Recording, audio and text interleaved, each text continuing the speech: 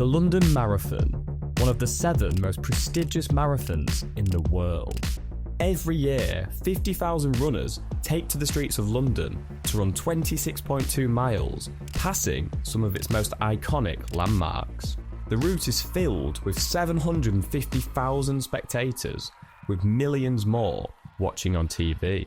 But as you can imagine, closing down parts of London, a city with a population of over 9 million people, is no small feat.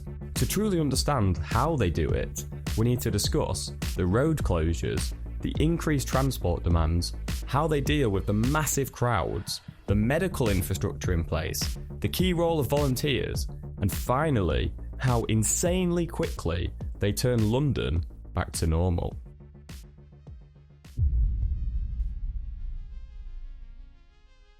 One of the most important undertakings is transforming the city into a racecourse. The route begins between Blackheath and Greenwich, and it winds through iconic landmarks such as the Tower Bridge, Canary Wharf, the London Eye and Big Ben, before the dramatic finish at the Mall near Buckingham Palace. To make this possible, over 100 roads are closed, with closures starting as early as 4 AM, but others as late as 8 AM, less than an hour before some of the racing gets started. Most of these roads, which are key to manoeuvring through central London, are shut for over 12 hours. They reopen roads where possible, but some remain closed well into the evening. Bridges such as Tower Bridge and access points such as Southwark Bridge are either fully or partially closed, disrupting not only private traffic, but also deliveries and bus routes.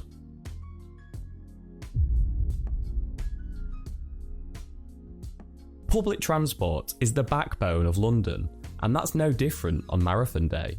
It's estimated that 750,000 spectators will line the streets to cheer on the runners. Many of these people will try and get to multiple vantage points to see their friend or family member, making public transport even more vital than it usually is. Transport services are expanded in and around London to cope with this increased demand. Underground lines begin operating earlier than normal, particularly the Jubilee, Northern District and DLR lines, which serve areas like Greenwich and Canary Wharf. National rail services running into London also ramp up their offerings. Special early trains are scheduled to bring runners in from surrounding towns and cities, ensuring they can reach the start line on time. On the Docklands Light Railway, crowd volumes are so high that a one-way system might be implemented. Ride-sharing apps such as Uber also have to adapt. Their geofences are modified to prevent pick-up and drop-offs inside the running route and in places where there are road closures. The Uber boats remain fairly uninterrupted, however. TfL also coordinate numerous detours and diversions for buses, which are significantly affected throughout the day.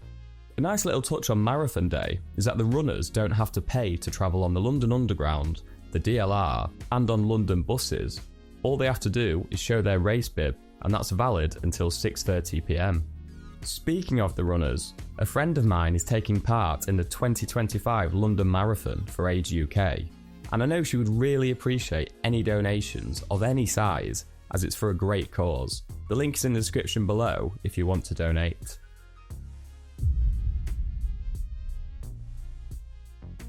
As I mentioned a minute ago, 750,000 spectators and around 50,000 runners are expected to be in London, so crowd management is key. To separate the runners, there are actually multiple different start lines, blue, green and red, each having a slightly different route over the first few miles, which helps to prevent blockages. Fencing and barriers line the 26.2 mile course. These aren't in place just to separate runners from crowds. They also guide spectators, manage emergency access routes, and create safe zones for volunteers and staff.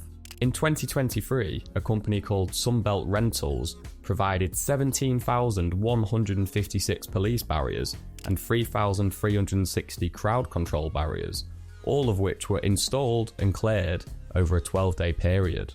Due to the scale of the event, multiple contractors worked together to finish the job. Most of the signage and wayfinding are installed just a few days in advance. There's also an official London Marathon app which provides real-time updates, maps, and event schedules to help spectators navigate the event.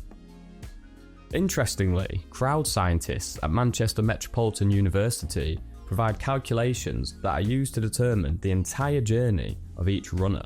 This allows them to predict the flow of runners at any given time, meaning amenities such as aid stations can be as best prepared as possible.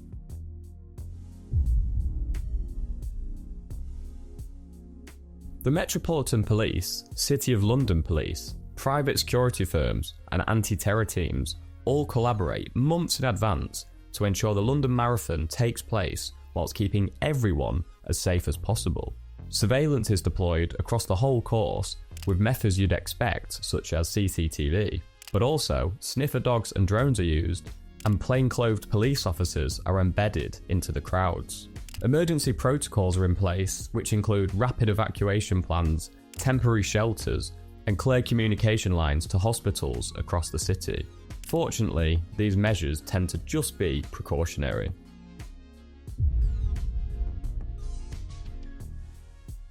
There are few events which require such a comprehensive medical infrastructure. Over 1,500 trained medical personnel from St John Ambulance and the NHS are stationed along the route. They are supported by mobile response teams, bicycles, and rapid access vehicles. First aid tents are placed every couple of miles, with large field hospitals located at the finish line and in high-risk areas like Canary Wharf. Defibrillators are available every 500 metres in high-traffic zones. Each of the runners' bibs is encoded with medical data and emergency contact info, instantly accessible via their chip number. Every year, hundreds of runners experience cramps, dehydration, exhaustion, and perhaps the most painful of all, blisters. Fortunately, due to the great medical infrastructure, response times are often under a minute. Thankfully, most runners don't even notice that these facilities are even there. Just quickly, if you've made it this far, I'd really appreciate it if you hit the subscribe button. But anyway, back to the video.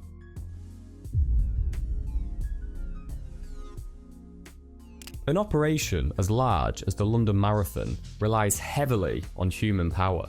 Approximately 6,000 people volunteer, taking up roles such as managing water stations, handing out medals, marshalling routes, and so much more. Some of these volunteers will be tail walkers. Essentially, they are positioned at the back of the race to offer encouragement and to ensure the safety of slower runners. There is actually a time limit of 8 hours for the final wave of runners, and if you fall below this pace or have a medical emergency, which means you can't carry on, you may be picked up by the sweeper bus, which will safely drop you off at the finish line. All of the volunteers are supported by thousands more paid staff across logistics, medical, transport, and security teams. It's fair to say the London Marathon wouldn't be possible without the help of volunteers.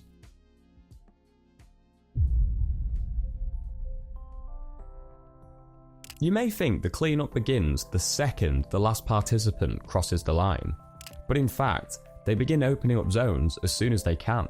Teams move in to remove fencing, signages, barriers, litter, and leftover supplies once no more runners will pass through that area.